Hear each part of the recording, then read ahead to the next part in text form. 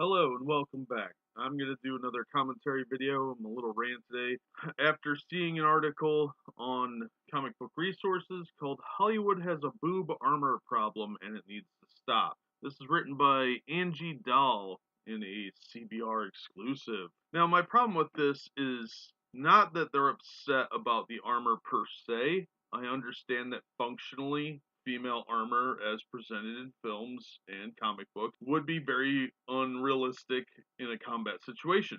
My issue is with the puritanical moral grandstanding that is involved here. Now, they tell you that, okay, it looks like Wasp's outfit has a phallus on it. Well, you're kind of looking for that. And that kind of bothers me. Yes, historical armor would be more of a flat chest, and your breast would be tied down with cloth or fabric of some kind. But historical armor was also mostly for men.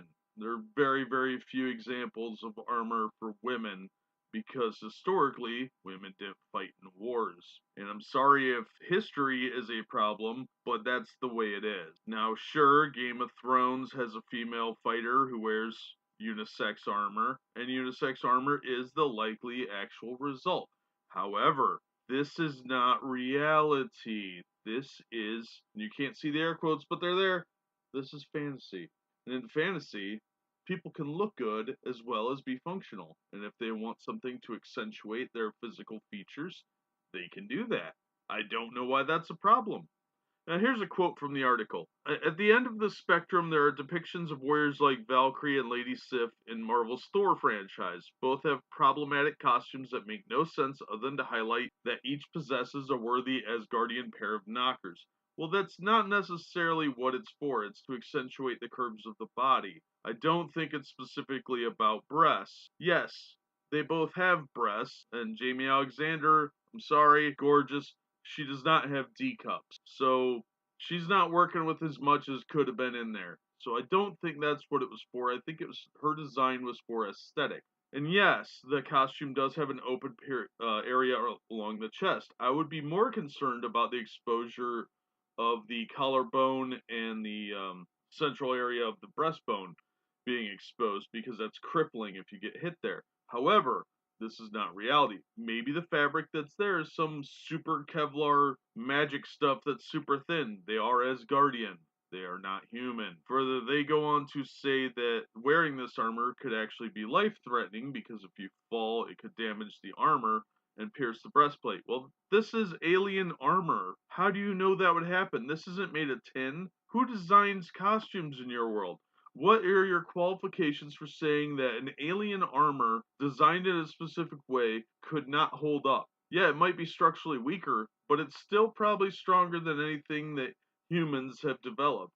And that's the problem I have with this is that it's overlooking the fantasy element of it. It's not about just highlighting the breasts, it's also about the fashion aspect of it. It is a superhero costume. Superhero costumes are supposed to accentuate the unrealistic features of superheroes, both male and female. Otherwise, why isn't anyone complaining about Superman flying around in long johns and spandex? Yeah, it looks silly when you think about it from a normal perspective, but if you're looking at it as alien costuming, alien clothing, then it makes a little more sense. Maybe it's made of something that's more durable, flame resistant, pierce resistant, whatever. This is dumb. Why are these people so stupid? Then she goes on the second page to say, and I'm quoting here, to be clear, this isn't a call for modesty. This is a call for Hollywood to have more realistic depictions of female warriors and more creativity in their designs. End quote. Well, they are being more creative in their designs. They're creating something that is unrealistic. It's something that's more form fitting that normal knights wouldn't wear. So, yeah, this is a call for modesty. You don't like that it's highlighting her breasts in every single case. I don't understand how you can have it both ways. You can't. This is a call for modesty because you want the flat plate armor like what the lady from Game of Thrones is wearing, and you even say that. So I think it's very disingenuous to say that this is not a call for modesty and to show more creativity in the design. Well, which is it? Do you want them not to highlight the breasts, or do you want them to be creative with their design? The design was creative because it went against the standard narrative of the traditional armor, which is more flat and unisex, and you can't tell who's wearing it. So which is it? You can't have it both ways. So they go on to say, talk about like Aphrodite, was that Aphrodite? Robin Wright's character, General Antope, that's who it was, in Wonder Woman, and how that's much more realistic. But there are still breast designs in that costume, so that violates your own narrative. They're saying how Wonder Woman's outfit is unrealistic. Yeah, so what? Who cares? Who cares? I'm pretty sure Wonder Woman's bulletproof anyway, unless they've changed that. So that's stupid. What are you talking about? Yeah, they're from a fighting society. Maybe showing skin is the form of bravery because they're saying I'm so good I don't need armor everywhere.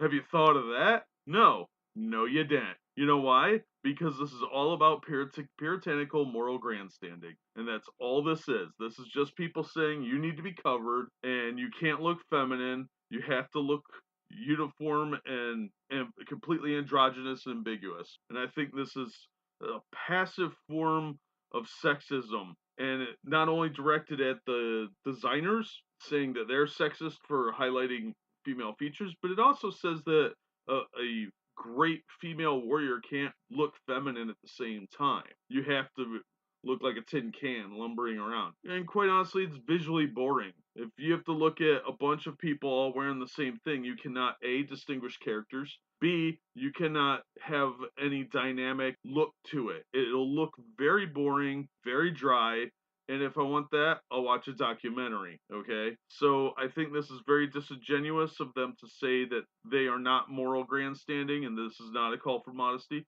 because it really is. They're claiming that the aesthetics in Wonder Woman have found somewhat of a middle ground, but that's not true at all. And they're saying, they even use the word somewhat realistic, and I think that that is hypocritical because those costumes are actually more revealing than some of the others. It's just different parts of the body. And yes, the General's outfit is less revealing than Wonder Woman's in some regards, mainly the cup size on the chest, but at the same time, there's still you can still see the curve of the breasts in those costumes. And other vital areas are revealed still. And honestly, in a warrior culture, just like the Vikings and a lot of other groups, wearing less armor showed how brave you were. So I think the Amazons were probably the same way. If they really want to get that nitpicky, why do the Amazons have two breasts? They were archers, and everybody knows that the historical accounts of Amazons from all the stories and legends, they cut off one boob so they could use the bow. So that is very disingenuous